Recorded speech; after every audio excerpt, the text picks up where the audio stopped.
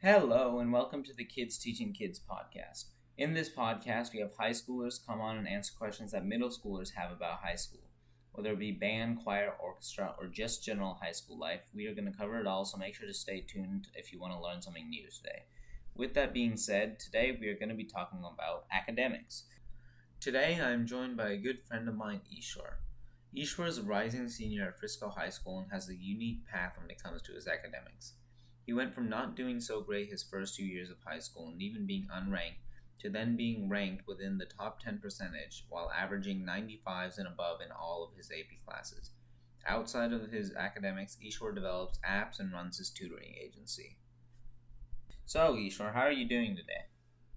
I'm doing good, Neil. So, we have a few questions lined up. We had a bunch of them come in and we just picked out the most popular ones, so we'll just start with some of the easy ones. How much harder are the classes in high school compared to middle school? I would say it depends on the type of class. So pre-AP is kind of like the honors classes, which is like the natural progression. If you take honors classes in middle school, it's kind of just like the natural progression of that, continuing into high school. Whereas AP classes, you will definitely in most AP classes notice a large increase in difficulty. So, for example, if you take pre-AP social studies or advanced social studies in high school, it's going to be completely different than AP human geography. I noticed a pretty big difference from that from my eighth grade year to my freshman year. Yeah, I think means pre-AP and AP, they sort of just level up one step. They're not too much more difficult. It means the process, the way it works is relatively the same. It's just that the content might level up a little bit. But overall, it's the same style of how they teach and test and all of that. Are there any specific study strategies or techniques that help you succeed? In terms of specific study strategies,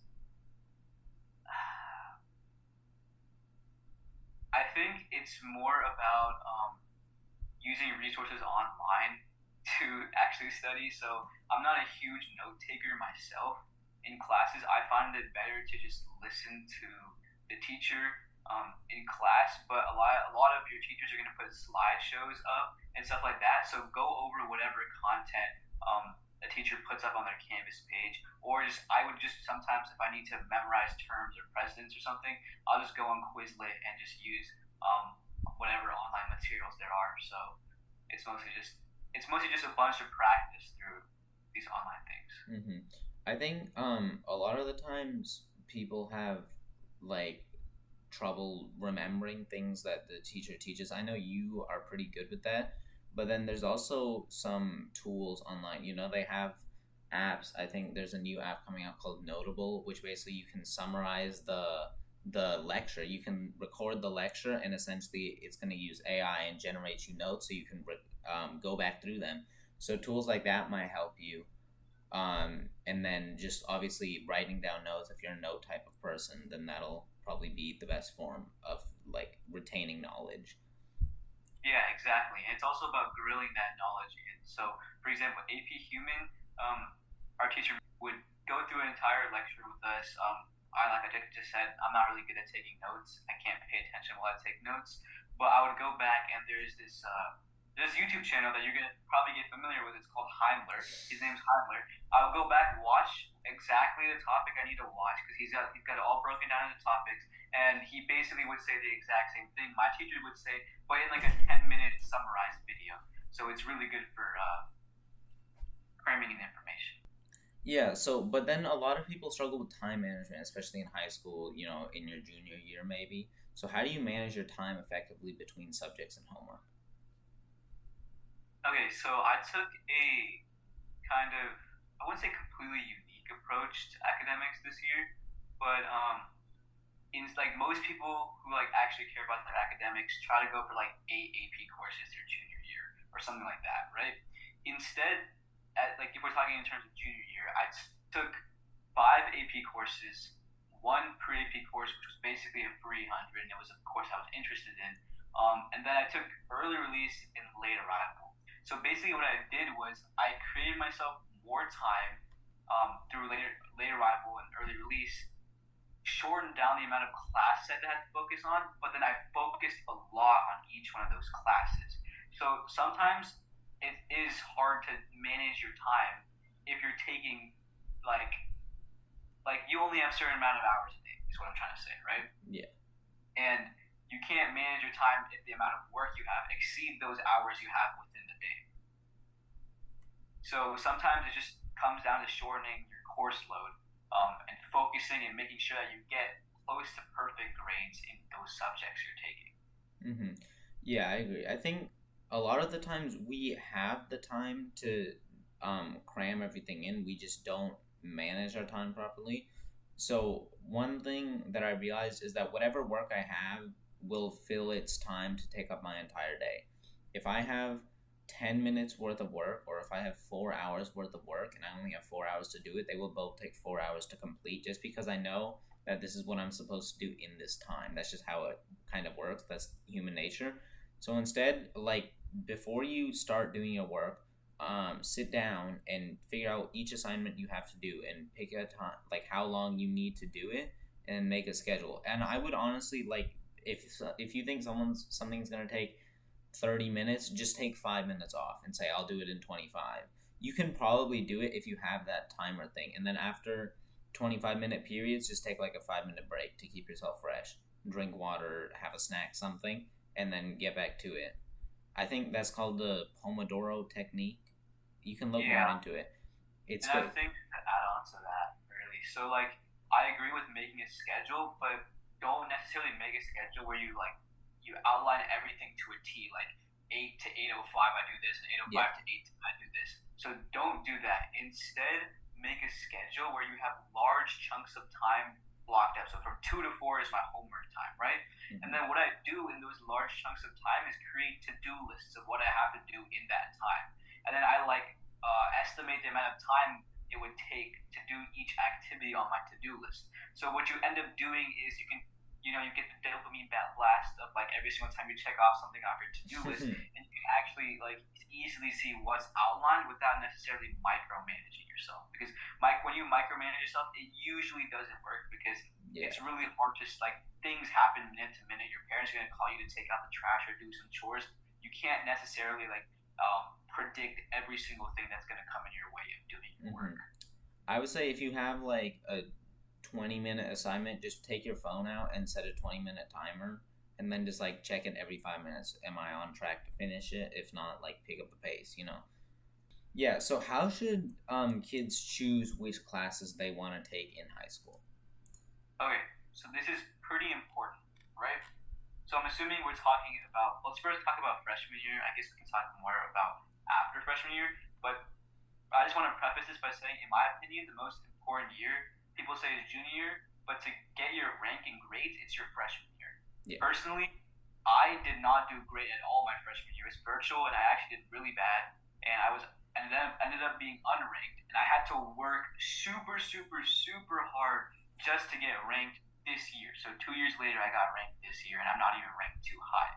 Whereas I know people who just did well their freshman year and got ranked pretty decently high, and had their grades have not necessarily fallen off, but they've definitely done worse over the last 2 years, haven't worked as hard, but their rank is around the same area. So in terms of ranking, your freshman year is the most important. What I would say is first, your core classes, take your math, take your pre-AP biology that you have to take, and then your pre-AP English that you have to take, and then I would take AP Human Geography, because that's a really good intro into AP classes. And I'm assuming, and right now I'm assuming that everyone listening to this podcast really wants to get ranked, get as high as possible right now, right? Yeah. So AP Human Geography, even if you don't get as great of a grade, sometimes it will be it's a good way so that the sophomore year and junior year you do really good in your AP classes. After that, I would say look into your electives if you're gonna take, and then first outline which ones you really have interest in. If you have interest in CS, make sure CS is one of your electives. If you have interest in band, make sure band is one of your electives. If you have interest in athletics, make sure athletics is one of your electives. after you have some of your spot taken up by like your major interests, then I would make the rest of my electives AP classes. There are AP classes you can take as a freshman. I didn't know this, but you could take AP CSP, Computer Science Principles, extremely easy class, and you can get an easy GPA boost. AP Psychology, extremely easy class, you get a GPA boost. So I can't think of any others, but there's like at least two or Seminar. three. You can take APES. You can take APES. Yeah, you can take Seminar. These are all things you can take your freshman year, which theoretically is your easiest year, right? Yeah. So I would do. I would just try and take one or two more APs because most people are only going to be taking one AP their freshman year. If you take two, your GPA will be way higher than everyone else's. Yeah, so that's focusing on the grades aspect, which is obviously good. But also, what you're gonna want to do is look at the course catalog and figure out what you want to do for a career. You might not know. You might have an idea of what you want to do. Obviously, you're like just getting into high school. I wouldn't expect you to be 100% sure or even know what you want to do. But that's really your time to try things. Because once you're in college, you're literally paying thousands of dollars for classes. Right now, it's still free. So this is your time. You want to try computer science, try computer science. You want to try theater. What business? You want to try business, take a business class. This is the time where you can like experiment with things. And if you know what you want to do, then essentially look at the course catalog because some of these classes have like 2-3 prerequisites that you need to take. So that you can't take them until your senior year and you've taken 3 classes before it. So you need to sort of plan ahead and be like, okay, I want to take this class senior year. So let me backtrack and say, okay, I need to take this class freshman year, this class sophomore year, this class junior year. And then after that, if you have free space, I mean, you can take early release if you want, but like Eeshwar said, if you want that GPA boost, you can take some of the easier classes like APES, Environmental Science, AP Seminar, AP Computer Science Principles, stuff like that. And it depends, right? Like, I agree with that a lot because I took incubator this year just because I think it's the business entrepreneurship class, and I really wanted to get into entrepreneurship. And it depends on like if you know you're gonna pursue it outside of the classroom, or if you know you're the type of person like, hey, if I don't have grades, deadlines, then I won't do it. If you're the second type, then take a class. Make sure you take a class in that interest. If you're the first type, then maybe junior year or senior year, take early release and make sure you pursue it outside of class. At the same time, there are like a couple classes which I would say like sound appealing, but are really just wastes of time, like social media marketing. You don't do any social media marketing in that class. I can't outline all the ones that are wastes of time and all the ones that you'll actually learn something, but usually you can probably go talk to someone who is in high school. You can email or however these listeners will contact Neil. You can email Neil and he can give my contact information, and I can basically outline, yeah, that class is probably a waste of time. Yeah, that class will actually give you concrete information. Right. I think yeah, just talking to people. Don't email the teacher. Don't email your counselor. Is this class useful? They will say yes, it's useful, and it just I'm sorry, sad to hear, but like they won't. If you want an honest representation, is this class helpful? Will it teach me something? Go talk to someone in the class and say like you have social media marketing. Literally go find someone. It's not that hard to find someone. Just go find someone in that class. Say, ask your friends, do you know anyone in this class? Yes, I do. Okay, great. Can I talk to them? No one really cares. Then just literally just go ask them, is this class useful? No, don't take it. Boom. Now you know. You don't have to waste an elective. Just like go and talk to people. If you're like a shy middle schooler right now, you don't really want to go do that. Just find some high schooler, whether it's us you're gonna contact or just someone, and they will most likely know people who've taken classes, or they'll most likely just have heard things about those classes, or most high schoolers have like a fair representation in their mind of what classes are easy or what classes are blow off, what classes are actually concrete. Yeah, so what are some common challenges that students face in high school academics and how should they overcome them?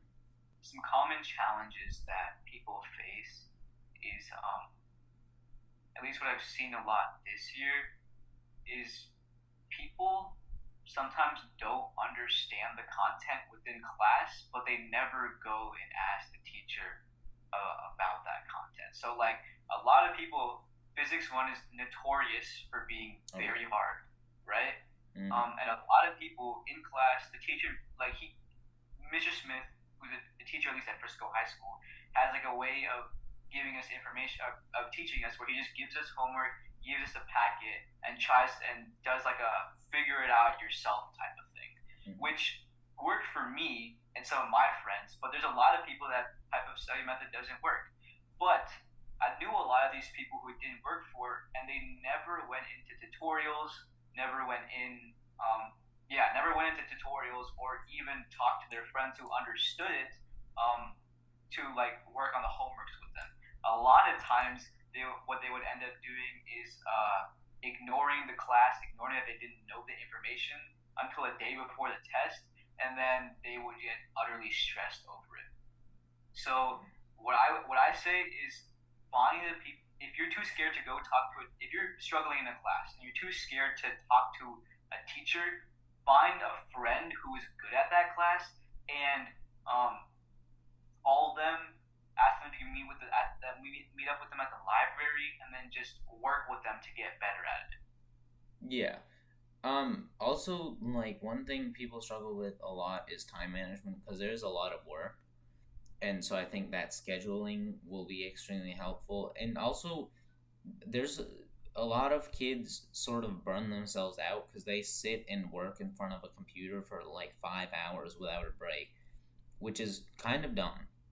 What me and Ish do is we'll take breaks periodically. Sometimes we'll study together. We'll study for like 30 minutes and then talk for 5. And then it's just that way you stay fresh and you don't get necessarily bored, but also like you could start a thing of like Ish was saying, the dopamine rush, where you can check off a thing and then after you check it off, say, okay, I finished this assignment, let me like watch YouTube for 5 minutes. I don't know. You pick something and you make it more rewarding almost, so that it's that way you stay engaged and actually absorb knowledge rather than just reading words without processing them. Yeah, and one more thing. The question was, what are some like major problems or something? I forgot. What was the main question? What are some common challenges they face? Yeah, so another common challenge that I think a lot of people face, and this can actually fix the majority of your problems, and it's pretty simple. It's literally just paying attention in class. A lot of people tend to, you get tired throughout the school day. You may either fall asleep or just zone out. It's in high school, the teachers don't get on you about that. They really don't care as much. They only care if you're talking to someone. But if you're zoning out or not really doing your work, or if there's a lot of downtime, for example, in physics, he just gives you homework and you have an entire period to basically do a homework. And technically, you can get that homework and understand the concept within that class period and not have to worry about it outside of school. So that's how a lot of my time management was good. I usually ended up not having a ton of work because in some of my classes like calc or like physics, the teachers gave us 30 minutes to an hour sometimes to work on our work, and I would just work on it in class and understand that concept. And that really limits the amount of work you have to do outside of school. Yeah, Ish is calling me out right now, but like I know, because I still do that. I'm about to be a senior, and I still in class most of the time. I won't get my work done, so I do understand. We're not coming from a point of we're perfect and you suck, because like I genuinely struggle with that. I know Eeshwar's perfect, but it's like it's hard to do it in class. But the easiest way to sort of get on track and be like, you know what, I don't want to do it, but I have to, type thing, is think about because in class you're gonna do nothing but be on your phone, but outside of class you can go hang out with your friends, right? But then if you wait to do all your work after school, then you're on your phone in class, but then after class you have to do your work. But if you do it in class, then you can either be on your phone or hang out with your friends, so you just get more options. And so understanding that sort of gets you to be like, you know what, it's fine, I'll just suck it up and do it right now and not wait till the day it's due. Yeah, and I know we're going off a tangent on this question, but I think this is like actually probably the most important thing for time management. Just do your work in class in terms of high school.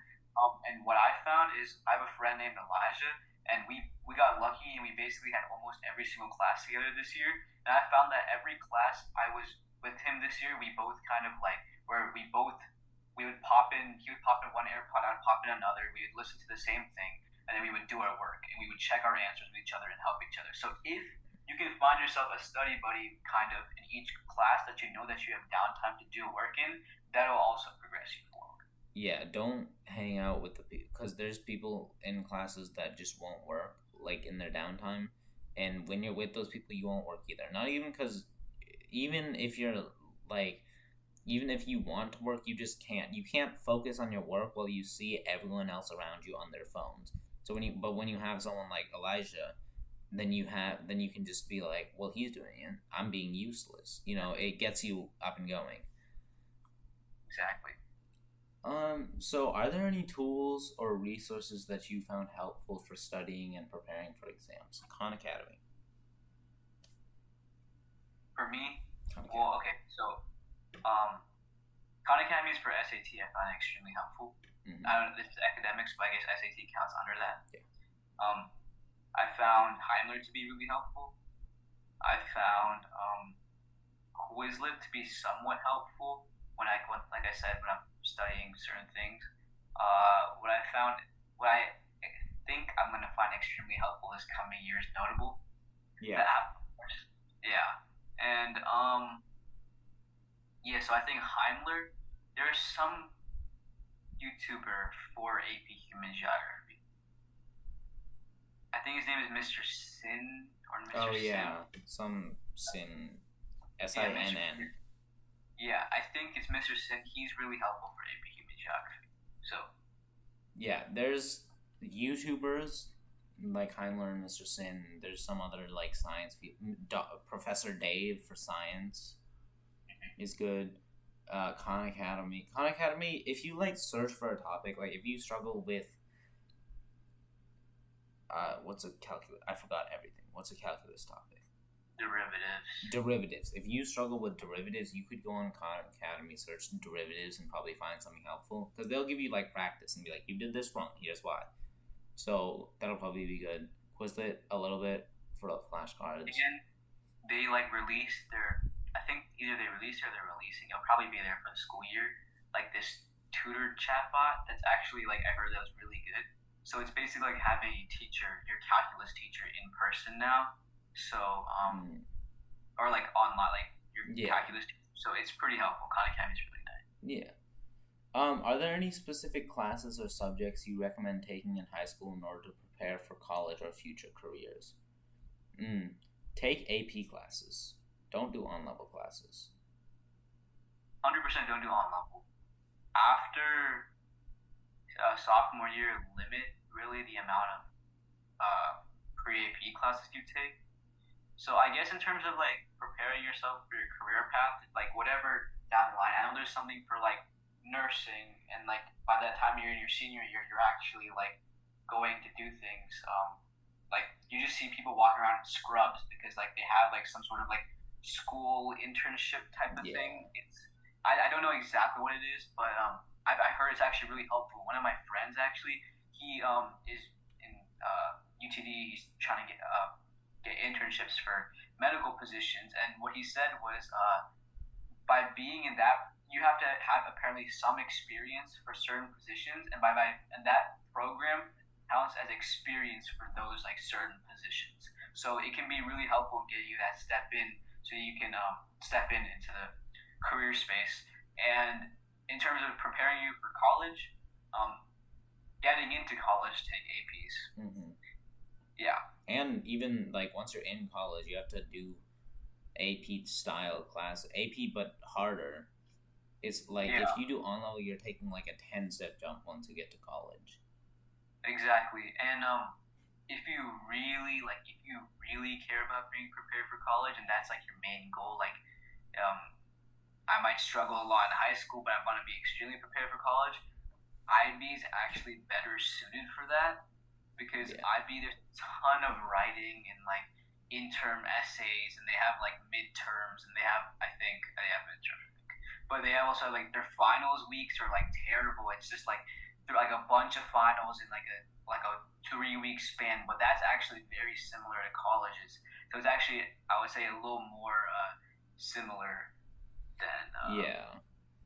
And then you also have means you have some good classes that sort of give you resources. Part of the question was future careers. You have classes like in Frisco, we have this independent study and mentorship program where essentially you go out and you find yourself a mentor and you sort of work under them and shadow them. So stuff like that, I don't know if that your school has that, but then they'll each have different schools have different programs, so you just have to sort of look through and talk to people and understand what's going to be really helpful.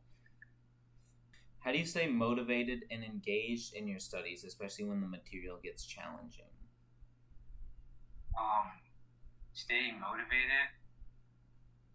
Really, it's like one thing when the thing is challenging, um, but also when the material is dry, it's actually really hard to stay motivated. Yeah. Um, your best shot is really just like, for me, I just stay motivated by thinking that I need to get this grade to get move up ranks, or I need to get this grade if I want to get to a good school that I really want to. So that long term thinking for me is what works, but for some people that doesn't.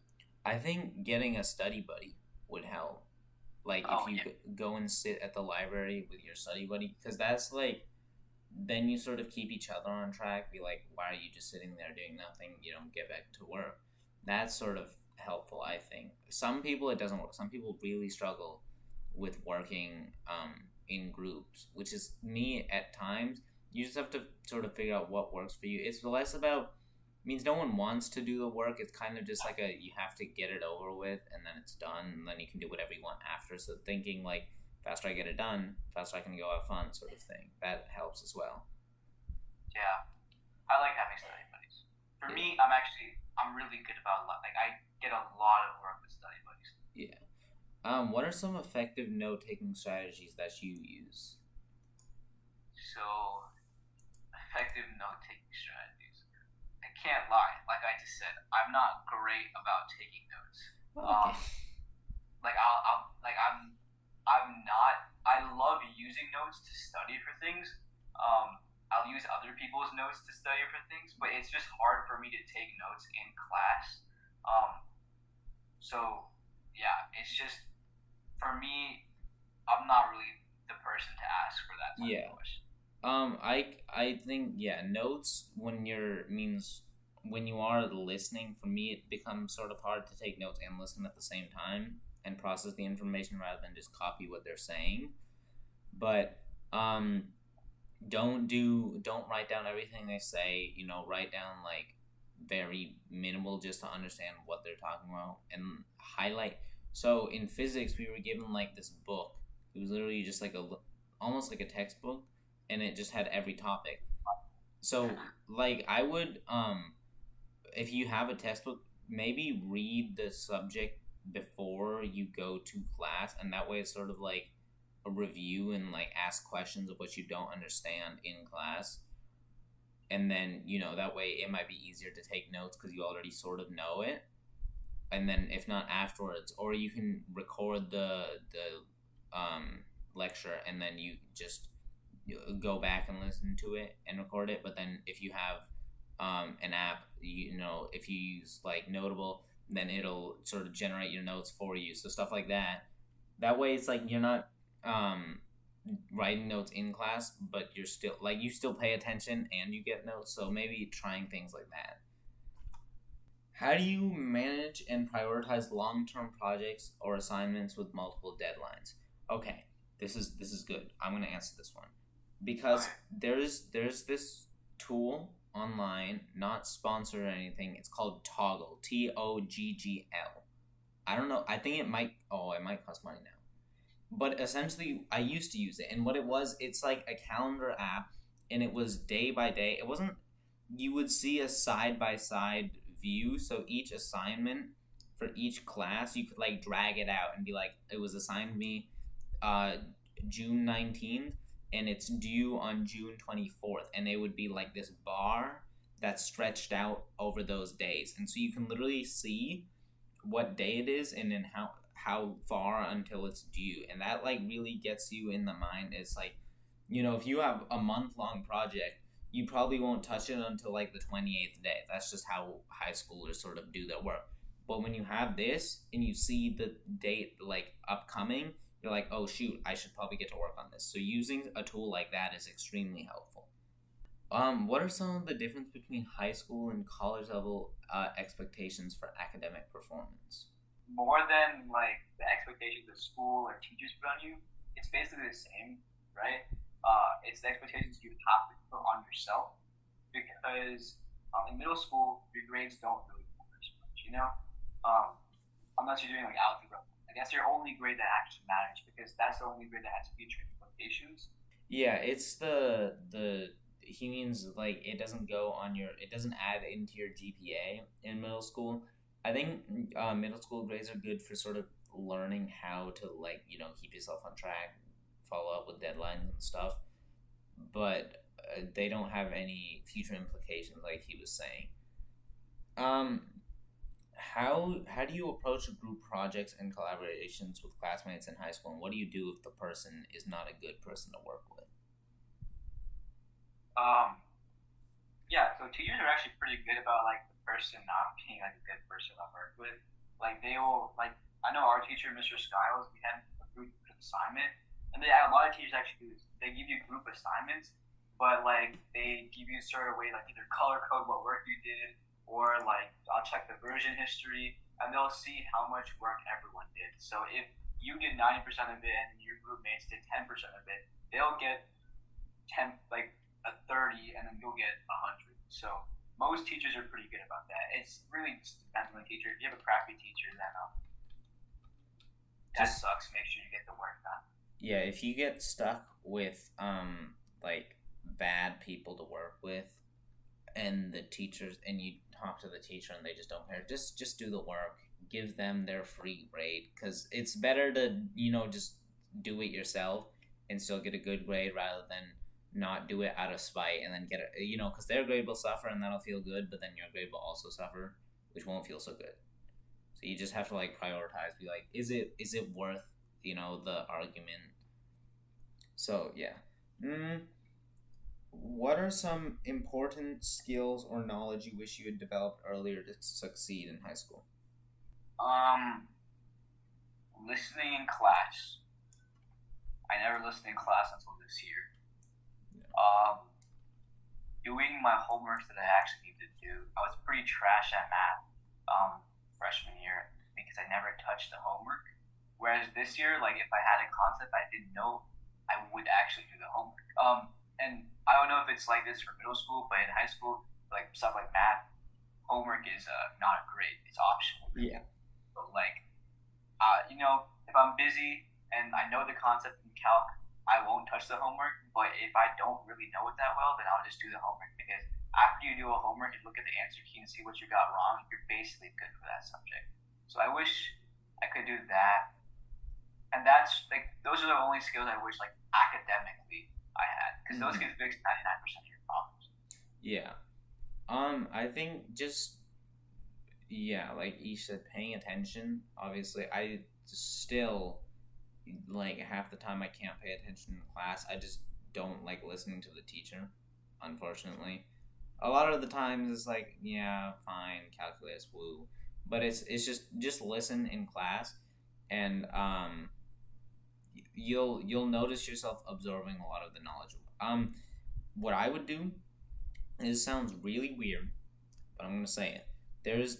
If you go on YouTube, there's like this timer thing, and it essentially just beeps every minute. Like every minute, just go beep. That's it.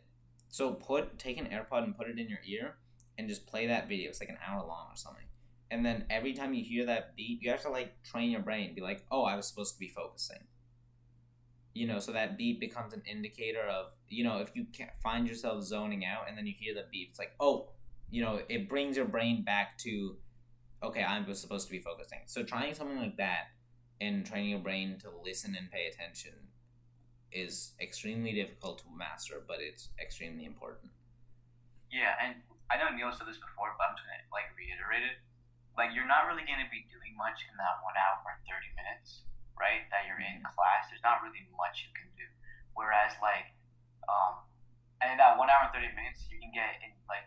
Whereas if you don't pay attention to that 1 hour and 30 minutes, then you're probably going to spend like 3 or 4 hours going over that material after school because you no longer have the access to a teacher and the resources in the classroom. So it's just not worth your time to not pay attention in class. Yeah. And we've got one final question. What are some of the big things I should keep in mind in regards to academics when it comes from transitioning from middle to high school? The big things to keep in mind, I'm not going to say, like, do your homework and pay attention one more time, but that's, of course, that. Take every class seriously. If you care about your GPA, take every class seriously. Because every class has the ability to tank your GPA. Literally, especially the first 2 years when you're taking like a couple on level or a couple pre-AP classes. I remember, I think it was freshman year. My GPA partly was so low because sometimes I was just too lazy to turn in like assignments, like really easy assignments in my band class. And these are assignments that were like I could have done in like 15 minutes, but I was just too lazy to turn in some of them.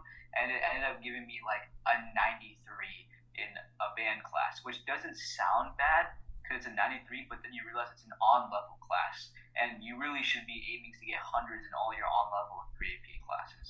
Yeah. So I think it's one thing that someone told me, like an adult, so his daughter already graduated high school, and he was saying that your freshman year is your time, and you were saying earlier too, your freshman year is your time to get the best GPA you can possibly get.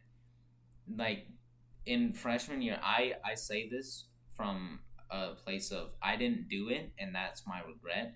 In freshman year, you should not have below a 95 in any class. Yeah. Like, on level? Yeah. Especially if it's on level. I mean, that's you don't really have much else to do. That's your time to essentially stack up your GPA. Because after that, sophomore and junior year, you're going to be like building a resume, maybe writing stuff. You know, the workload's going to get higher and your grades will probably drop. So in freshman year, you have to get it as high as possible. So that way, even if the bar gets dragged down a little bit, you're still good. Exactly. And I know you talked about like building up your resume and stuff. I also didn't do great my freshman year at all, right? And I like justified that to myself. Like I would justify myself not working too much on group school because I was like, nah, I gotta do this to do my resume for college. This extracurriculars matter more. But what I realize now is that academics is always going to be a huge fundamental aspect of applying to college applications. If you can get your academics very, very well with a lot of like cushion room, right? So if you do bad in later years, you'll still be in a good situation your freshman year. So just grind out your academics your freshman year. In your sophomore and junior year, you can double down on your extracurriculars without having to stress as much about school. Yeah. I think that's a really good place to leave off. That's all we have for the His Teaching Kids podcast today. Thank you so much for joining me, Eeshwar. It was a pleasure to be on your podcast, Neil. Make sure to ask us any questions that you have that we haven't answered, and we'll be sure to answer them later. Thank you so much for listening, and have a wonderful day.